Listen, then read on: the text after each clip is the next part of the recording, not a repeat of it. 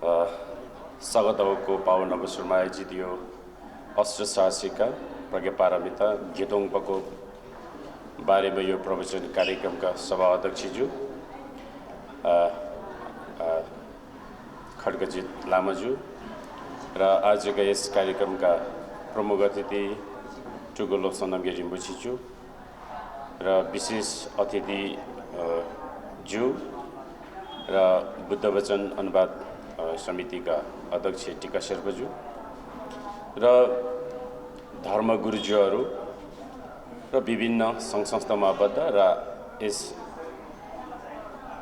अतिथिको आसनमा आश्रित गरिरहनुभएका सम्पूर्ण अतिथिगणज्यूहरू र यस कार्यक्रमलाई सफल बनाउनको निमित्त यहाँ उपस्थित हुनुभएका सम्पूर्ण धर्मावलम्बी महानुभावहरूलाई म खेनको सर्वजित गम्बाबु गुणबहादुर तामाङको तर्फबाट सबैजनालाई लासो फ्याबुला टस्टीले नमस्ते भन्न चाहन्छु।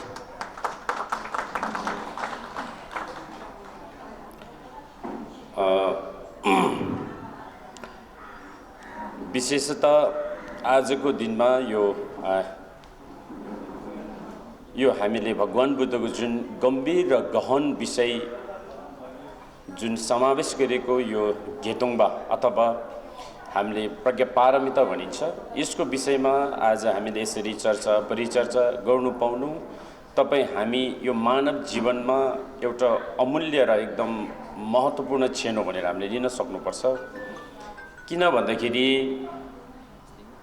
भगवान बुद्ध जन्मिनु भएर र उहाँले उपदेश दिनु भएर पनि 2500 वर्ष पार भएर पनि हामीले आजको दिनसम्म यसरी भगवान बुद्धको यो सूत्रलाई वाचन गर्न पाउनु, यसलाई हामीले चर्चा परिचर्चा गर्न पाउनु, यसलाई हामीले पठन पाठनहरू गर्न पाउनु, यो एकदम हाम्रो लागि यो एकदम अमूल्य हो भनेर हामीले लिनुपर्दछ। र विशेष गरेर आज यो गेतोङबाको बारेमा चर्चा र प्रवचन कार्यक्रम भएको कारणले हाम्रो श्रद्धेय रिम्पोछे गुरु पनि हुनुहुन्छ र विशेष हाम्रो अध्यक्षज्यू पनि हुनुहुन्छ, त्यसमा पनि मलाई पनि यो विषयमा चर्चा गर्नको लागि केही समय दिनुभएको कारणले म यसको विषयमा केही छोटो तपाईहरुमाझ राख्न चाहदैछु। आशा छ तपाईहरु एकदम शान्तपूर्वक सुनिदिनु भन्ने मैले अनुरोध पनि गरेँ। र विशेषतः गेतोङबा यो हाम्रो भोट भाषामा गेतोङबा भनिन्छ भने यता संस्कृतिमा अष्टशास्त्रीका प्रज्ञापारमिता भनिन्छ। यसको धेरै नामबाट प्रज्ञापारमितालाई धेरै नामबाट यसलाई सम्बोधन गर्ने गरिन्छ हाम्रो बौद्ध सूत्रमा।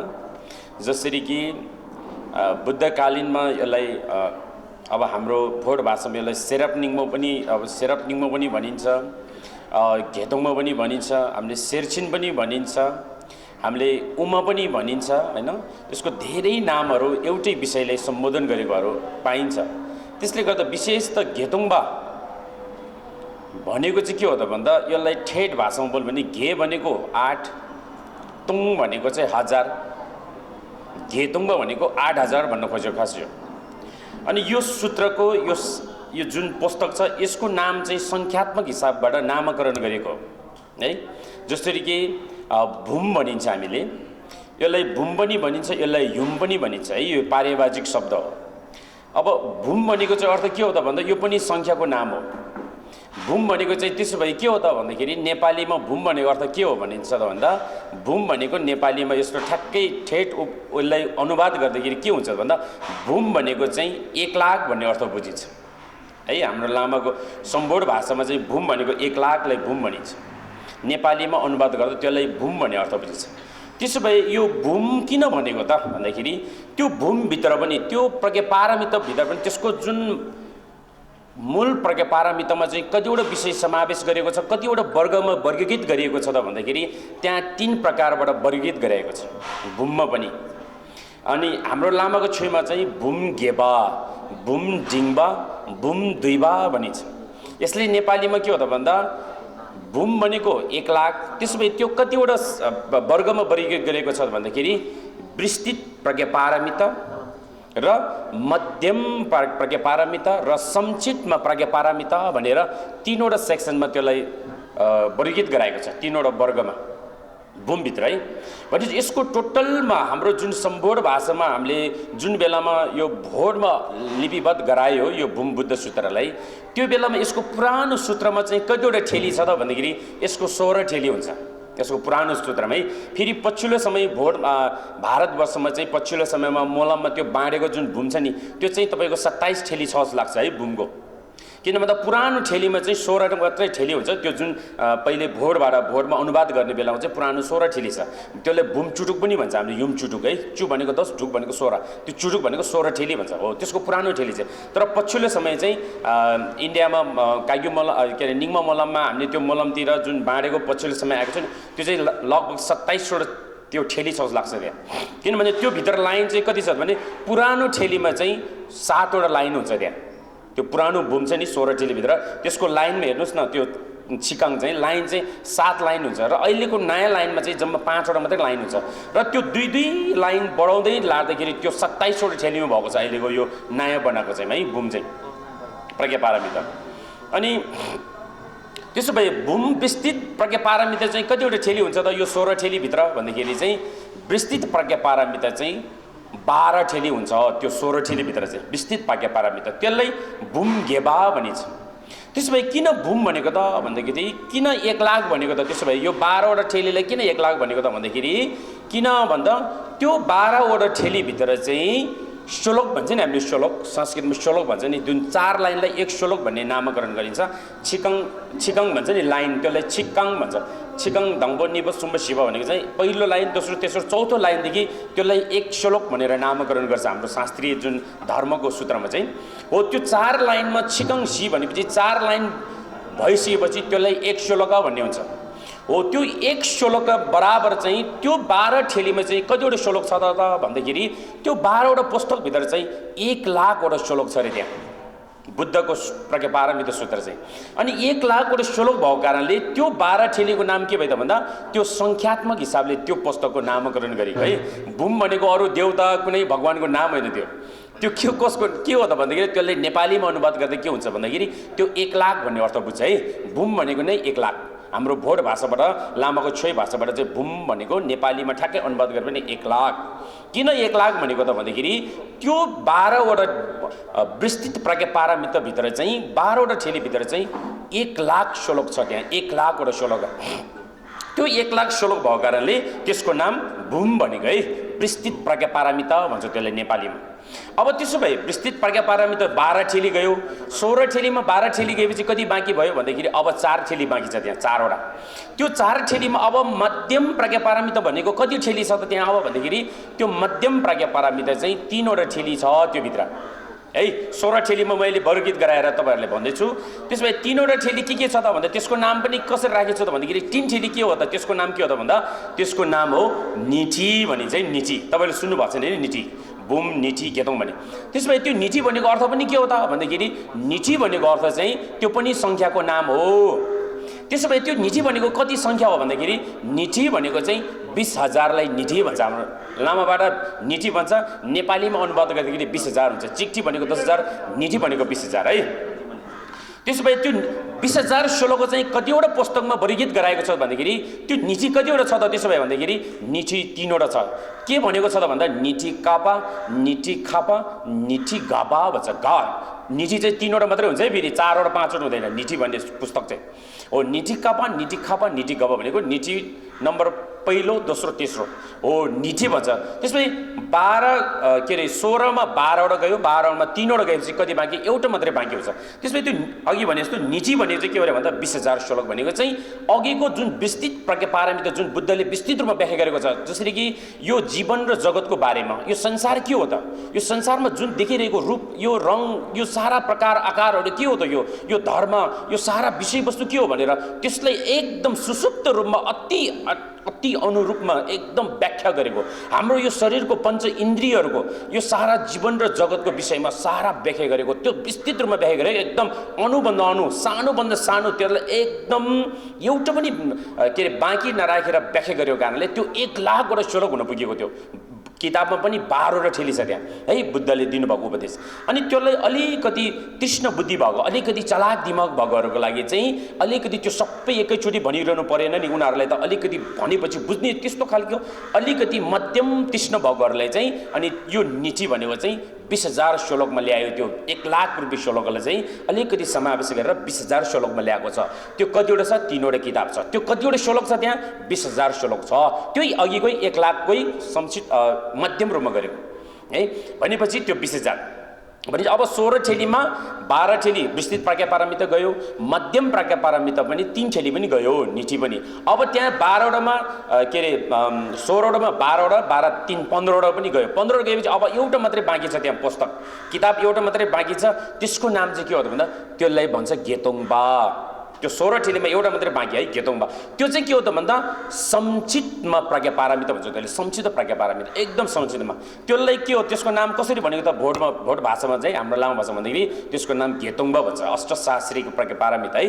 त्यसो भए त्यो पनि के हो त भन्दा गे भनेको 8, तोङबा भनेको 1000 भनेको अघिको 1,00,000 रुपियाँ विस्तृत प्राज्ञा पारमितालाई 20,000 मा ल्यायो। त्यो मध्यम रूपमा ल्याएको 20,000 श्लोकलाई पनि अनि संक्षिप्तमा ल्याएको प्राज्ञा पारमिता चाहिँ के हो त भन्दा यो गेतोङबा हो है, यो संक्षिप्तमा ल्याएको है। यसमा अनि यो चाहिँ 8,000 मात्रै श्लोक छ यहाँ। जुन अघिको विस्तृत प्राज्ञा पारमितामा 1,00,000 रुपियाँ थियो, 1,00,000 श्लोक थियो। त्यसपछि ल्याएर मध्यम रूपमा ल्याएर एकदम तीक्ष्ण बुद्धि भएकाहरू, अलिकति पढे लेखेकोहरू, अलिकति त्यो विषयमा चाहिँ अलिकति उनीहरू चाहिँ पहिले नै अध्ययन र अभ्यास भएकोहरूको लागि चाहिँ त्यो सारा विस्तृत 12वटा ठेली चाहिएन। उसलाई चाहिँ के त यो गेतोङमा पढे पनि बुझ्न सक्नेहरूको लागि चाहिँ के हो त भन्दा एउटै ठेलीमा अनि 8,000 श्लोक मात्रै समावेश भएको। त्यो धोमङभन्दा अलिकति सानो हुन्छ त्यो है। त्यो हाम्रो घरमा राख्नुभयो भने त्यो 16 ठेली भूम राखेको बराबर त्यो चाहिँ पुण्य लाभ हुन्छ, त्यो अर्थ राख्छ त्यसले। किन भन्दा गेतोङमा चाहिँ एउटा मात्रै ठेली हुन्छ है। त्यसले गर्दा गेतोङ भने यस्तो है, 8,000 श्लोक मात्रै। फेरि यो गेतोङमा पनि संक्षिप्तमा के छ त भन्दा फेरि गेतोङमा पनि संक्षिप्त चाहिँ अहिले हामीले हार्ट सूत्र भन्ने पढ्छ नि, सेरपनिङबो भन्छ हाम्रो लामाहरूले, सेरपनिङबो प्राज्ञा पारमिता सूत्र पढ्छ नि हामीले होइन हो। त्यो चाहिँ अझ पनि सबैको संक्षिप्तमा चाहिँ त्यो अझ त्यसलाई मन्त्रमा पनि समावेश गरेको छ है। त्यसले गर्दा के हो त भन्दाखेरि 16 ठेली युम भूम भनेको चाहिँ के हो त भन्दा यो चाहिँ जुन त्यो भित्र पनि 3वटा वर्गीकृत गरेको छ। 3वटा प्रकारमा एउटा विस्तृत प्राज्ञा पारमिता, मध्यममा के अरे मध्यम प्राज्ञा पारमिता 3वटा निठी र संक्षिप्त प्राज्ञा पारमिता भन्ने चाहिँ यो गेतोङ भाइ यो चाहिँ यसरी बताएको छ। त्यसले गर्दा चाहिँ यो के हो त भन्दाखेरि भगवान बुद्धको जीवनकालमा यो भगवान बुद्धले कहाँ उपदेशित गर्नुभएको थियो त भन्दा कुन ठाउँमा यसको चाहिँ उत्पन्न भएको थियो त भन्ने इतिहास हेऱ्यो भने कहाँ छ त यो भन्दाखेरि तत्कालीन बिम्बिसारले राजा गरेको राजगृहको गृतकुट पर्वत भनेको चाहिँ त्योभन्दा अलिकति माथि गृतकुट भनेको गिद्धलाई गृत भन्छ संस्कृतिमा, त्यो झगैपुम्बरी भन्छ हाम्रो लामो भाषाबाट हो। त्यो जुन राजगृह भनेको चाहिँ तत्कालीन त्यो बेलाको बुद्धकालीन राजा बिम्बिसारले राजा गर्थ्यो, त्यसको राजगृह राजाको दरबारभन्दा अलिकति माथि एउटा डाँडा छ, ठुलो पर्वत। त्यो ठाउँमा चाहिँ 500 जना बौद्ध भिक्षुहरूको सान्निध्य, त्यहाँ त्यो माहौलमा चाहिँ भगवान बुद्ध जुन ध्यानमा डुब्नु भइसकेपछि अनि बोधिसत्व आर्यलोकेश्वर र आयुष्मान सारीपुत्रको त्यो उहाँहरूको चाहिँ संवाद हो भन्छ यो प्राज्ञा पारमिता क्या। पहिलो नम्बरमा उत्पन्न भएको त्यहाँ है। पहिलो नम्बरमा चाहिँ जसरी कि त्यहाँ चाहिँ भगवान बुद्ध चाहिँ ध्यानमा, उहाँ चाहिँ ध्यानमा डुब्नुहुन्छ। त्यो ध्यानमा जानु भइसकेपछि भगवान बुद्ध ध्यानमा छ र भगवान बुद्धको अगाडि चाहिँ सारीपुत्र र आर्यलोकेश्वर चाहिँ त्यहाँ दुईजनाको संवाद हुन्छ। के हो त शून्यता भनेको, के हो त यो प्राज्ञा पारमिता भनेको विषयमा चाहिँ त्यो अनि उहाँहरू संवाद हुने बेलामा चाहिँ अनि यसरी बताएको छ, हे सारीपुत्र सर्वधर्म शून्यता लक्षण भनेर चाहिँ त्यहाँ धेरै छ त्यो प्राज्ञा पारमिता होइन। रूपम शून्यता शून्यतैव रूप भनेको छ होइन। रूपन्न पृथक शून्यता शून्यता न पृथक रूपम भनेर संस्कृतिमा यसरी भनेको छ। भनेको मतलब के हो त भन्दा यो विषय भनेको यो शून्यता हो भन्छ। कसरी शून्यता भन्दा यो शून्यता भनेको चाहिँ फेरि के हो त भन्दा अरू धर्महरूले व्याख्या गरेको जस्तो, साइन्सले व्याख्या गरेको जस्तो, साइन्सले पनि के हो त भन्दा नम्बर 1 भन्दा अगाडि शून्यको व्याख्या गर्छ होइन, जिरो केही नभएको जस्तो खालीको व्याख्या गर्छ। अरू धर्मले पनि व्याख्या गर्छ, तर बौद्ध दर्शनमा जुन बुद्धले देखाउनु भएको शून्यता भनेको चाहिँ त्यो होइन। केही नभएको एम्टी, केही नभएको खाली चिजलाई शून्यता भन्दैन। बौद्ध दर्शनले दर्शाएको अनुसार बुद्धले देखाउनु भएको शून्यता चाहिँ के हो त भन्दा रूपम शून्यता हो। रूपम शून्यता भनेको नै सुग्नी तोङबा हो भन्छ हाम्रो लामा भाषाबाट। सुख भनेको रूप, रूप नै जे रूप देखिरहेको छ त्यो नै शून्यता हो भन्छ हाम्रो लामाको जुन के अरे बुद्धले दिनुभएको शून्यता। त्यही कारणले हामीले केही नभएको खाली ठाउँलाई शून्यता हो भनेर बौद्ध दर्शनले यो व्याख्या गर्यो भने त्यो चाहिँ बुद्धको विपरीत हुन्छ। त्यसले गर्दा के हो त भन्दा बौद्ध दर्शनले देखाएको शून्यता चाहिँ कस्तो हो भन्दाखेरि जे देखिरहेको छ त्यो विषय नै, त्यो वस्तु नै शून्यता हो, त्यसको स्वभावमा शून्यता छ भन्ने कारणले हे सारीपुत्र सर्वधर्म शून्यता लक्षण। कसरी शून्यता लक्षण भन्दाखेरि रूपम शून्यता शून्यतैव रूपम, रूपन्न पृथक शून्यता न शून्यता पृथक रूपम भनेको छ। मतलब रूप नै शून्यता हो, शून्यता नै रूप हो। त्यसै कारणले यो सर्वधर्म सबै के छ त, यो सबै शून्यता छ है भनेर भगवान बुद्धले उहाँको 45 वर्षसम्म उहाँले दिनुभएको जुन धर्म उपदेश छ त्यो उपदेशको पनि सार चाहिँ के हो त भन्दा यो प्रज्ञापारमिता उपदेश हो भनिन्छ है। यो प्रज्ञापारमिता भनेको चाहिँ कस्तो हो त भन्दाखेरि जसरी कि भगवान बुद्धले 6 प्रज्ञापारमिताहरूको चाहिँ व्याख्या गर्नुभएको छ, त्यो सबै प्रज्ञापारमितामा सबै प्रज्ञा भनेर नामकरण गरेको छ। किन प्रज्ञा भनेको त भन्दाखेरि यदि हामी प्रज्ञा बिना हामीले पुण्य गर्छ भने, प्रज्ञा बिना दान गर्ने, प्रज्ञा बिना शील पालन गर्ने, प्रज्ञा बिना शान्ति पारमिता पालन गर्ने, प्रज्ञा बिनाको ध्यान गर्ने, प्रज्ञा बिनाको के अरे मेहनत गर्ने गर्यो भने त्यो चाहिँ काम लाग्दैन। जस्तै कि उदाहरणलाई के दिनुभएको छ त भन्दाखेरि रत्नमालामा जस्तै कि हाम्रो शरीर सबै पूर्ण अङ्ग छ, सबै ठिक छ, तर हाम्रो चाहिँ 2टा आँखा भएन भने, हाम्रो जीवन त छ तर आँखा छैन भने के हुन्छ त भन्दा त्यसको अस्तित्व, त्यसको मतलब बुझ्दैन, त्यसको अर्थ लाग्दैन हो। त्यस्तै नै यदि तपाईँले पुण्य सञ्चय गर्नुको निमित्त, तपाईँले दान गर्नुको निमित्त, तपाईँले शील पालन गर्नुको निमित्त, शान्ति पारमिताको पालन गर्नुको लागि, तपाईँले ध्यान गर्नुको लागि, तपाईँले के अरे मेहनत गर्नुको लागि के चाहिन्छ भन्दै त्यो चाहिँ सेरप भनेको चाहिँ प्रज्ञा चाहिँ चाहिन्छ है भनेको। किन भन्दा सेरप भनेको चाहिँ हाम्रो आँखा जस्तो हो। आँखा भयो भने हामी जहाँ पनि हिँड्न सक्छौँ, हामीले जे पनि गर्न सक्छौँ होइन, देख्न सक्छौँ। त्यसले गर्दाखेरि हो यो प्रज्ञा पारमिता भनेको चाहिँ आँखा जस्तो हो, हाम्रो जीवनको चाहिँ आँखा जस्तो हो भनेको छ। त्यसले गर्दा के हो त भन्दाखेरि भगवान बुद्धले दान पारमिता, शील पारमिता, शान्ति पारमिता, के अरे वीर्य पारमिता, यो ध्यान पारमिता छ नि, यो पनि के को लागि, यो पाँचवटा पारमिता के को लागि भन्नुभएको भन्दाखेरि त्यो प्रज्ञा पारमितालाई प्राप्त गर्नुको लागि नै उहाँले उपदेशित गर्नुभएको हो भनिन्छ। त्यसले गर्दाखेरि बिना प्रज्ञाको दान गर्यो भने त्यो दानले पनि अर्थ राख्दैन, बिना प्रज्ञाको शील पालन गर्यो भने त्यसको पनि अर्थ छैन, बिना प्रज्ञाको ध्यान गर्छ भने त्यो पनि अर्थ छैन, बिना प्रज्ञाको तपाईँले मेहनत गर्छ भने त्यो पनि काम छैन। भएको कारणले प्रज्ञा भनेको चाहिँ के रहेछ अरे हाम्रो जीवनको एउटा आँखा, हाम्रो शरीरमा आँखा हुनु जस्तो हो। त्यसले गर्दा चाहिँ के हो त भन्दा भगवान बुद्धको 84,000 धर्म जुन स्कन्धभित्र पनि यो चाहिँ सबैभन्दा सर्वश्रेष्ठ, सबैभन्दा उत्तम यो चाहिँ उपदेशित भएको कारणले यो प्रज्ञा पारमितालाई हामीले साधना गर्न सक्यो होइन, यसलाई चाहिँ पालना गर्न सक्यो, यसलाई चाहिँ वाचन गर्न सक्यो होइन, यसको चाहिँ केही कुराहरू हामीले अध्ययन र अभ्यास गर्न सक्यो भने अझ बुद्ध सूत्रमा एउटा म श्लोक यहाँ हाम्रो के अरे प्रज्ञा पारमिता परिच्छेदमा के भनेको छ त भन्दाखेरि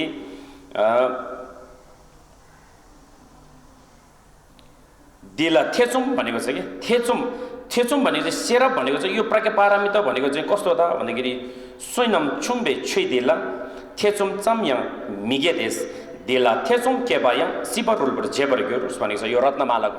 यो के भनेको छ त भन्दाखेरि यसको यति पुण्य शक्ति छ कि स्वयं छुम्बे भनेको चाहिँ हामी पुण्य सानो भनौँ न, हामीसँग जीवनमा पुण्य छैन भने त्यस्तो हामी जस्तो एउटा पुद्गल प्राणीहरूको लागि चाहिँ यो प्रज्ञा पारमिताको भनेको चाहिँ उसले सुन्ने पनि मौका पाउँदैन अरे हामी पुण्य भएन भने। आज पनि तपाईँ हामी यो धर्मको सङ्गतले नै तपाईँ हामी यहाँ सबैजना भेट्यो नि होइन, यदि हामीसँग यो धर्मको एउटा माहौल त्यो खालको चाहिँ एउटा वातावरणमा नहिँड्नु भए त आज पनि हामीले यो भन्ने विषय त अझै पनि हामी यहाँ जुट्नुलाई त सक्दैन थियो होला। त्यसै कारणले रत्नमालामा के भनेको छ त भन्दाखेरि पुण्य सानो पुण्य भएको मान्छेको लागि चाहिँ के हो त भन्दाखेरि छै दिल भनेको यो प्रज्ञा पारमिता के हो त, यो प्रज्ञा पारमिता कस्तो हो भन्ने विषयमा चाहिँ उसले त्यो सुन्न पनि पाउँदैन, उसले त्यो खालको चाहिँ एउटा हुन्छ नि त्यो मौका पनि पाउँदैन भनेको छ। थेचुम चम्या मिगे देश, यदि त्यो प्रज्ञा पारमिता प्रत्यक्ष अब देखे पनि थेचुम भनेको चाहिँ उसलाई शङ्का उपशङ्का पनि उत्पन्न हुँदैन उसको मनमा भनेको छ। थेचुम भनेको चाहिँ शङ्का, किन भन्दा कुनै पनि विषयमा तपाईँले त्यसमा चाहिँ त्यो तपाईँले अँगाल्नको लागि त्यसमा तपाईँले चासो हुनु पऱ्यो, त्यसमा कुनै न कुनै एउटा शङ्का उपशङ्का उत्पन्न हुनु पऱ्यो, अनि मात्रै तपाईँले त्यसलाई रिसर्च गर्छ, त्यसलाई अनुसन्धान गर्ने गर्छ नि। त्यही कारणले पुण्य हामी सानो भयो भने के हो त भन्दा प्रज्ञा पारमिता भने के हो भनेर त्यसमा शङ्का उपशङ्का पनि हामीलाई उत्पन्न हुने छैन त्यो विषयमा भनेको। देला थेचुम के बेक्याङ शिव रुलबाट जेबर के भने चाहिँ यदि यो प्रज्ञा पारमितामा अलिकति ओहो के हो त यो प्रज्ञा पारमिता भन्ने चाहिँ त्यस्तो एउटा खालको चाहिँ थेचुम भनेको चाहिँ एउटा शङ्का उपशङ्का भन्ने त्यस्तो उत्पन्न भयो भने त्यसले के पुण्य लाभ हुनेछ र भन्दाखेरि यो जीवन, यो जगत, यो संसारमा जन्मिनु र यहाँ चाहिँ जन्मिनु, यहाँ वृद्ध हुनु, यहाँ रोग लाग्नु, फेरि मरेर जानु, यो जुन खालको चाहिँ यो संसारको जुन जन्जाल छ, यो संसारको भवचक्रको जुन दुःखबाट चाहिँ तपाईँ हामी निर्माण प्राप्त गरेर जाने छ अरे। शिव रुल्बो भनेको चाहिँ यो भाव चक्रले चाहिँ यसले छे बनाइदिन्छ अरे क्या, यो प्रज्ञा पारमिताको उपदेशले। त्यसले गर्दा यो शून्यता चाहिँ के हो त भन्दा सबै रोगको एउटै मात्रै औषधि भनेको जस्तो कि औषधि त एउटै मात्रै हो, तर दिने तरिका चाहिँ फरक फरक भगवान बुद्धले। हुन त पहिलो नम्बरमा प्रवचनमा पनि शून्यताको दर्शन त उहाँले दिनुभएको छ त्यहाँ, होइन, निरोध सत्य भनेर। दोस्रोमा त झन् भन्नै परेन, त्यो सबैमा छ बुद्धको उपदेशमा, तर त्यसलाई सूत्रमा पनि छ, तन्त्रमा पनि छ। फेरि यस सूत्रमा चाहिँ तन्त्रको अर्थहरू चाहिँ समावेश गरेको छैन भन्ने अर्थ पनि भ्रम हुन सक्ला। त्यसले गर्दा होइन, सूत्रमा पढ्यो भन्दैमा अर्थ चाहिँ त्यहाँ तन्त्रको पनि छ, तन्त्रभित्र सूत्रको पनि अर्थ छ। त्यसले गर्दा चाहिँ के हो त भन्दा यो प्रज्ञा पारमिता भनेको भगवान बुद्धको उपदेशभित्र सबैभन्दा एकदम उच्चतम र एकदम श्रेष्ठतम, एकदम यो धेरैभन्दा धेरै राम्रो हुने भएको कारणले यसमा जुन अहिले बुद्ध अनुवाद जुन समिति, होइन, यसमा म स्थापना कालमा पनि म पनि एउटा ट्रान्सलेसन ग्रुपमा म पहिले पनि थिएँ। हाम्रो टिकाजी हामी म 2-3 चोटि यहाँ हामी मिटिङ पनि बसेको थियो यसलाई कसरी हामीले अनुवाद गर्ने भन्नेको कुरामा। तर म आफ्नै व्यस्तताले गर्दाखेरि मैले अलिकति टाढा पनि हुने, म स्वयम्भूमा बस्नुपर्ने गुम्बामा, होइन, मैले ट्रान्सलेसन गर्ने मैले टाइम चाहिँ दिन सकेन। तर म समयमा हामी भेटघाट, होइन, संवाद चाहिँ भइरहन्छु। त्यसले गर्दा यो खालको एउटा संसारमा बुद्ध वचन प्रज्ञा पारमिता सूत्र भोर भाषामा त अनुवाद गरेको छ। हिजोको भोरको धर्मराज गुरुहरूले चाहिँ त्यहाँ चाहिँ विभिन्न सबै राज्यको त्यहाँको राज्यको शक्ति नै प्रयोग गरेर बुद्ध धर्ममा लगानी गरेको थियो। त्यसले गर्दा आज संसारभरि यो चाहिँ बुद्ध धर्मको एउटा स्थापना र यो चाहिँ एउटा प्रचार प्रसार भएर गइरहेको छ। नेपाल भनेको चाहिँ एउटा बुद्ध जन्मेको देश, होइन। हामीले बुद्धको एउटा सानो तिनो किताब पनि, होइन, निकाल्नु लागि हामीले धेरै ठुलो, होइन, के किन गर्नु सक्यो, होइन। त्यसले गर्दा चाहिँ आज यस्तो, होइन, बुद्ध जन्मेको देशमा बुद्ध वचन एउटा समितिले यस्तो प्रज्ञा पारमिता बुद्धको जुन वचनलाई यसरी अनुवाद गर्न सफल पनि भएको छ। प्रज्ञा पारमिता घेतोङमा निस्किसकेको पनि छ, होइन। तपाईँहरूले पनि त्यहाँ नेपालीबाट त्यहाँ संवादहरू छ, त्यहाँ के छ भन्ने तपाईँहरू पनि अध्ययन र अभ्यास गर्न सक्नुहुन्छ। त्यो चाहिँ तपाईँहरूले पूजा गर्नको लागि होइन, होइन, पूजा गर्नको लागि चाहिँ लामै ल्याएर गर्दा राम्रो हुन्छ। लामाहरू ल्याएर सप्ताह पूजा गर्दा चाहिँ घेतोङमा वाचन गर्ने मात्रै, होइन। तर यो किताबहरू चाहिँ तपाईँहरूले अध्ययन गर्ने, होइन। एकैचोटि पढ्न खोज्दाखेरि बुझ्दैन, किनभने यो सबैभन्दा यो हाई लेभलको अलिकति शून्यताको व्याख्या गर्छ यसले, होइन, एम्प्टीनेसको व्याख्या गर्छ, सर्वधर्म शून्यता लक्षण भन्छ। एकैचोटि पढ्दाखेरि के हो त भन्दाखेरि यो बुझ्न पनि सक्दैन है, कि त यो संसार सबै छैन भन्छ, यो सबै शून्यता भन्छ, के हो त भनेर फेरि उल्टो चाहिँ तपाईँले हुन्छ नि अर्को चाहिँ अब त्यो विचारहरू चाहिँ त्यहाँ चाहिँ भ्रम पाइदा हुनसक्छ। त्यसले गर्दा यो एकैचोटि पढेर बुझ्ने पनि होइन। त्यसले गर्दा यो बुझ्नुभन्दा अगाडि तपाईँले धेरै क्लासेसहरू, होइन, धेरै अभ्यासहरू गर्नुपर्ने आवश्यकता छ।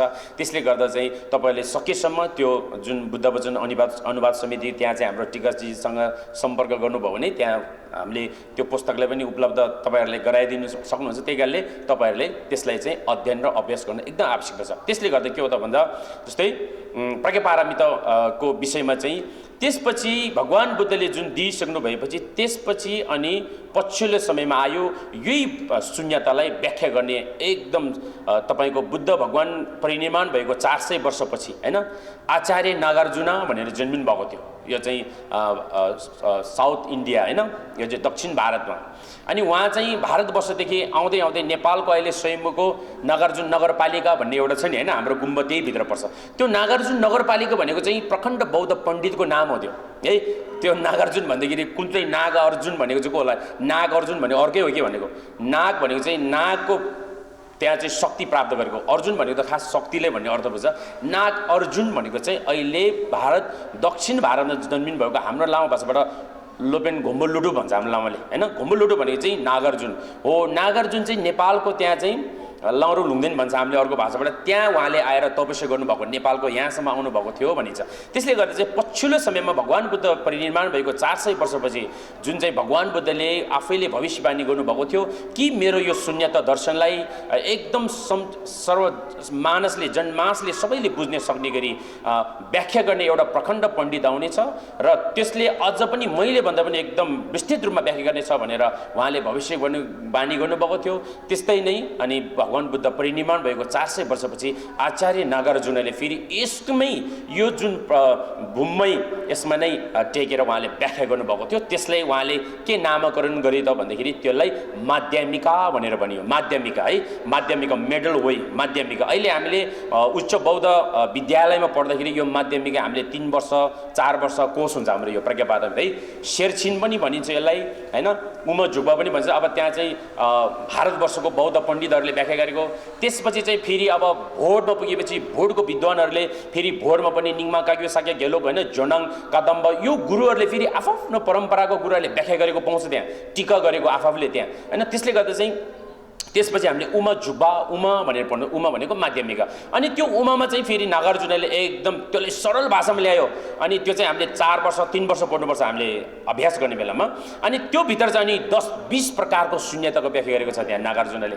18 प्रकारको शून्यताको व्याख्या गरेको छ, 16 प्रकारको शून्यताको व्याख्या गरेको छ, त्यसपछि 14 प्रकारको व्याख्या गरेको, त्यसपछि तपाईँको 4 प्रकारको शून्यताको व्याख्या गरेको छ, त्यसपछि अन्तिममा आएर 2 प्रकारको व्याख्या गरेको छ, पुद्गल नैरात्मा र धर्म नैरात्मा भनेर उहाँले त्यसरी व्याख्या गर्नुभएको छ। त्यसले गर्दा चाहिँ के हो त भन्दा त्यसपछि अहिले जति पनि बौद्ध विद्यालयहरूमा जस्तो निङमा काग्यो साक्य गेलुक जुनै पनि परम्पराको जुनै पनि विद्यालय होस् त्यहाँ पढ्ने जुन प्रज्ञा पारमिता भनेको चाहिँ यही के अरे मूल चाहिँ संस्कृत नै मूल जुन चावा भन्छ त्यो मूल चाहिँ जरा चाहिँ नागार्जुनको रचित र त्यसमा टीका व्याख्या चाहिँ आफ्नै परम्पराको काग्यो गुरुले आफ्नै व्याख्या गरेको छ हैन। या त घेलु गुरुहरू निङमा काग्यो साक्यको आफ्नो टीकाहरू छ, व्याख्या चाहिँ गुरु है विषयहरू छ, तर मूल जरा चाहिँ के भन्दा नागार्जुन हो।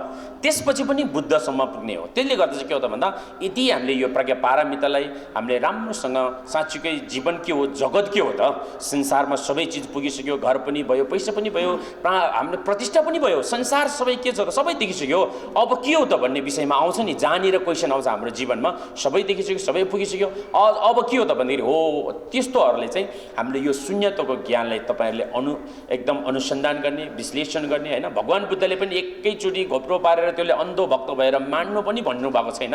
भगवान बुद्धले त के भन्नुभएको छ हैन।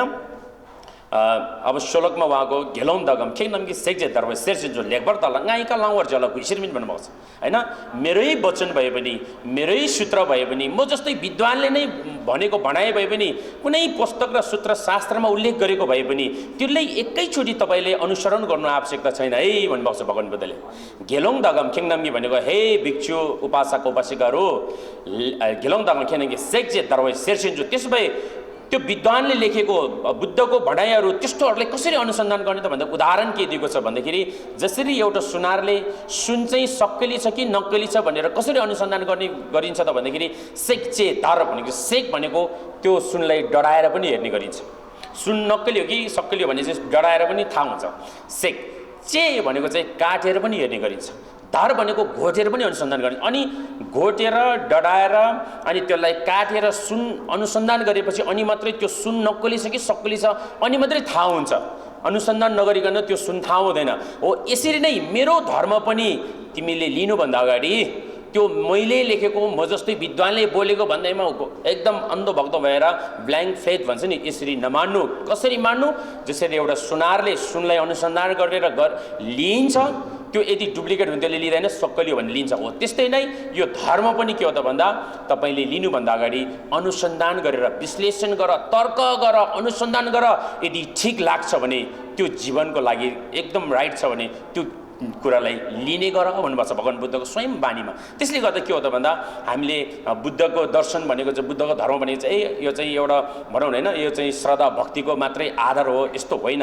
यहाँ अनुसन्धान गर्ने पाठो पनि छ। स्वयं भगवान बुद्धले हामीलाई एकदम स्वतन्त्र दिनुभएको छ कि कुनै पनि बौद्ध दर्शन हामीले अनुसन्धान गर्नु पाउँछ, गुरुको पनि चेलाले अनुसन्धान गर्नु पाउँछ, चेलाले पनि गुरुले अनुसन्धान गर्नु पाउने यस्तो स्वतन्त्रवादी धर्म हो यो बुद्ध धर्म भनेको। त्यसले गर्दा चाहिँ यसमा पनि तपाईँहरूले अनुसन्धान गर्ने होइन गर्नु सक्नु एकदम राम्रो छ है।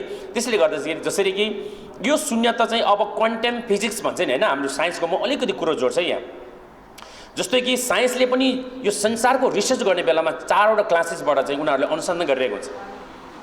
कसरी हो 4वटा कसरी भन्छ कि साइन्सको क्लासमा कसरी छ त भन्दाखेरि एउटा कस्मोलोजी, दोस्रोमा neurobiology and quantum physics and psychology, यो 4वटा विषयबाट यसको चाहिँ अनुसन्धान गर्ने गरिन्छ। त्यसरी नै हाम्रो बौद्ध जगतमा कसरी छ त भन्दाखेरि बौद्ध जगतमा पनि सूत्रको आधारबाट 4वटा सिद्धान्तहरू छ। त्यो 4वटा सिद्धान्त के हो त भन्दाखेरि वैभाषिक सौतान्त्रिक योगाचार्य माध्यमिका भनेर यो 4वटा सिद्धान्तहरू छ है। यो एकदम इम्पोर्टेन्ट शब्दहरू है, तपाईहरुले लेख्नु एकदम काम लाग्छ। वैभाषिक सौतान्त्रिक योगाचार्य माध्यमिका भन्छ है। यो सूत्रको आधारबाट फेरि तन्त्रमा गयो भने तन्त्रको मन्त्रमा हाम्रो महायानी वज्रयानको तन्त्रमा गयो फेरि तन्त्रमा पनि 4वटा सिद्धान्तहरू छ। यो 4वटा क्लासेसहरू के हो त भन्दा क्रियातन्त्र, चार्यतन्त्र, योगतन्त्र, अनुतर योगतन्त्र भन्छ। हाम्रो लामो भाषाबाट जगी चोगी नजुर्गी नजुर्ला न मेबी गी भन्छ हो। जसरी कि साइन्सले 4वटै विषयबाट कस्मोलोजी भनेको त्यसले के गर्छ त, कस्मोलोजीले के गर्ने गर्छ भन्दाखेरि कस्मोलोजीले यो भ्युत्पत्ति, यो पृथ्वीको भ्युत्पत्ति, पृथ्वी कहिले उत्पन्न भएको, यो जल वायु यो इत्यादि चाहिँ के हो त, यो पृथ्वीको विज्ञान के हो त, पृथ्वीको साइन्स के हो भने चाहिँ कस्मोलोजीले रिसर्च गर्छ हैन। न्युरोबायोलोजी भनेको चाहिँ जसले हाम्रो यो कस्मोलोजीले बाहिर जगतको रिसर्च गर्छ, न्युरोबायोलोजीले हाम्रो जीवनको रिसर्च गर्छ है। साइन्सको आधार हो भने न्युरोबायोलोजीले के गर्छ भन्दा हाम्रो नसको हाम्रो एक बिमारीको त्यसले अनुसन्धान गर्ने गर्छ हो। न्युरोबायोलोजीले हाम्रो जीवनको अनुसन्धान गर्छ, कस्मोलोजीले जगतको अनुसन्धान गर्छ नि साइन्समा।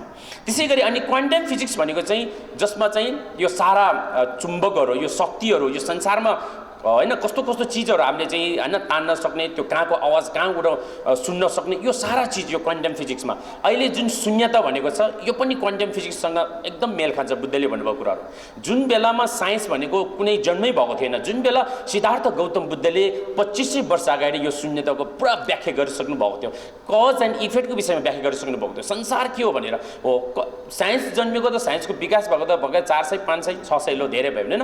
त्यसले गर्दाखेरि भगवान बुद्धले यस्तो कुराहरू 2500 वर्ष अगाडि दर्शाइराख्नु भएको हो। त्यसले गर्दा के हो त भन्दा क्वान्टम फिजिक्स जो चाहिँ शक्ति र पदार्थको कुराहरू, त्यहाँ चाहिँ जुन चाहिँ भाइब्रेसन शक्ति ठुलो हो कि त्यहाँ चाहिँ पदार्थ ठुलो हो हैन, पदार्थ नै अगाडि हो कि शक्ति अगाडि हो भन्ने त्यहाँ चाहिँ जुन कुराहरू छ हो। त्यस्तै नै शून्यता नै अघि मैले भने शून्यता नै रूप हो, रूप नै शून्यता हो। क्वान्टम फिजिक्स पनि यही भन्यो हैन। बिना पदार्थको शक्ति पनि प्राप्त हुन सक्दैन, शक्ति बिनाको फेरि के अरे त्यो वस्तु पनि हुन सक्दैन। यो एक अर्काको चाहिँ हो त्यो हैन, इन्टरडिपेन्डेन्ट भन्छ नि हो। शून्यता पनि बुद्धले के भन्नुभयो हैन, के अरे यो चाहिँ एक अर्कामा समान एकदम, त्यो चाहिँ कुनै पनि वस्तु चाहिँ एउटैमा ऊ सम्पन्न छैन है। त्यो शून्यता पनि के हो भन्दा त्यो सबै देख्नु चाहिँ यो एक अर्कामा नै त्यहाँ चाहिँ निर्भर छ भनेर चाहिँ जुन पछिल्लो समयमा के भन्छ त्यो अल्बर्ट आइन्स्टाइनले पनि तपाईको उहाँको सिद्धान्त पनि उहाँले त्यो खालको चाहिँ बुद्धको जुन सिद्धान्तमाथि उहाँले टेकेर उहाँले विश्लेषण गर्नुभएको छ है। सबै वस्तु चाहिँ संसारमा जे देखिरहेको छ उसको आफ्नै स्वभाव, उसको आफ्नै सत्ता चाहिँ छैन है, त्यो कुनै न कुनै अरू पर वस्तुसँग निर्भर छ भन्छ है।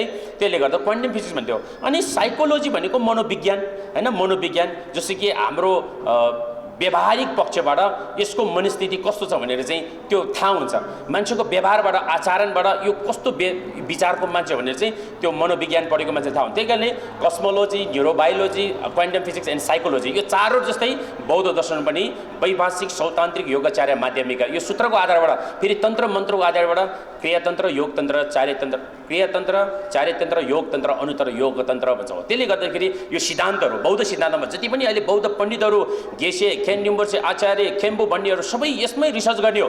वैभाषिकले के भन्छ, सौतान्त्रिकले के भन्छ त जीवन र जगतको बारेमा, योगाचार्यले कसरी व्याख्या गर्छ, माध्यमिकले के भन्छ भन्ने विषयहरू सबै त्यहाँ आउँछ। अनि तन्त्रको र मन्त्रको अभ्यासमा गइसकेपछि अनि क्रियातन्त्रमा कस्तो आउँछ, चार्यतमा के गर्छ हैन, योगतन्त्रमा के हुन्छ, अनुत्तर योगतन्त्र के हो भने यो सबै यो चाहिँ सैद्धान्तिक कुराहरू। त्यसले गर्दा अघिको जसरी विज्ञानले रिसर्च गरेको जस्तै हाम्रो बौद्ध सिद्धान्तमा पनि सूत्रको आधारबाट चारवटा सिद्धान्त, मन्त्र तन्त्रको आधारबाट चारवटा सिद्धान्तहरू छ है। त्यही कारणले यो बौद्ध दर्शन, यो बुद्ध धर्म भनेको चाहिँ यतिकै त्यो विश्वासमा श्रद्धामा मात्रै अडेको धर्म होइन हो, यसको पूर्ण रिसर्च गर्ने यसको आधारहरू छ। त्यसले गर्दाखेरि यस्तो चाहिँ एउटा संसारमा कहीँ अड्न नसक्ने, कसैले यसलाई चाहिँ रोक्न नसक्ने यस्तो खालको सिद्धान्त बोकेको यो अहिंसा र शान्तिको धर्म, यो प्रज्ञावान यस्तो खालको धर्म भएको कारणले यसमा हामीले हाम्रो एक्स्ट्रा जीवनलाई, अब रिटायर्ड लाइफलाई यसको अनुसन्धान, यसको ध्यान साधनमा हामीले बित्न सक्यो भने त्यो चाहिँ एकदम पुण्यवान हुनेछ र पुण्य लाभ हुनेछ भन्दै र आज यो भूमको बारेमा मलाई थोरै यहाँ चर्चा दिने जुन मौका दिनुभएकोमा विशेष गरेर आजको हाम्रो तामाङ कल्याण गुठी अध्यक्ष हाम्रो खड्गजित लामाज्यू र बुद्ध वचन अनुवाद समितिका हाम्रो अध्यक्ष टिका शेर्पाज्यू र हाम्रो सम्पूर्ण कुमार लामाज्यू र उहाँहरूले जुन मलाई यहाँ चाहिँ आइदिनु पर्यो भनेर जुन निमन्त्रण गर्नुभएकोमा उहाँहरू आयोजक टिमलाई धेरै धेरै धन्यवाद दिँदै र मैले यहाँ गुरुको रिम्पोछेको अगाडि मैले जान्ने भनेर बोलेको होइन, मलाई त्यति बोल्न मन त लागेको थिएन, तर हजुरहरूले अलिकति केही फाइदा हुन्छ कि भन्ने मैले एउटा आशय लिएर मैले बोलेको हो। त्यस्तो म जान्ने बुझ्ने त्यस्तो विद्वान केही पनि होइन। त्यसले गर्दाखेरि तपाईँहरूलाई जहाँसम्म लाग्छ भूम घेतौँ भने के हो भने केही थोरै होइन सूत्रको केही अर्थ तपाईँहरूले बुझ्नु भन्ने मैले आशा राखेको छु भन्दै र फेरि पनि पुनः पनि यो कार्यक्रम सभ्य भव्यता साथ यसलाई सफल होस् भन्ने शुभकामना दिँदै भविष्यको दिनहरूमा अझै पनि त्यो सोरठीले भूमलाई पनि एकदम के अरे अनुवाद गरेर छिटोभन्दा छिटो कमसेकम नेपालीमा प्रज्ञापारमिता विस्तृत प्रज्ञापारमिता छ कि छैन भन्दा छ भन्ने एउटा आधार त होस् न होइन। त्यसले गर्दा म यो कार्यको लागि यो सम्पन्नको लागि हाम्रो टिकाज्यू र सम्पूर्ण टिमलाई म धन्यवाद दिन चाहन्छु। म पनि त्यो टिमकै नै छु र भविष्यको दिनहरूमा त्यसको बारेमा मैले सक्ने सहयोग म गर्ने जुन प्रतिबद्धता जाहेर गर्दै र फेरि पनि मलाई यो ठाउँमा बोल्ने मौका दिनुभएकोमा आयोजक टिमलाई धेरै धेरै धन्यवाद दिँदै र तपाईँहरू सुनिदिनु भयो त्यसको लागि पनि धेरै धन्यवाद दिँदै मेरो अहिले यो भनाइलाई यहीँ अन्त्य गर्न चाहन्छु। हस्त धन्यवाद। लासो फ्यापोजी टस्तिलेङ नमस्ते।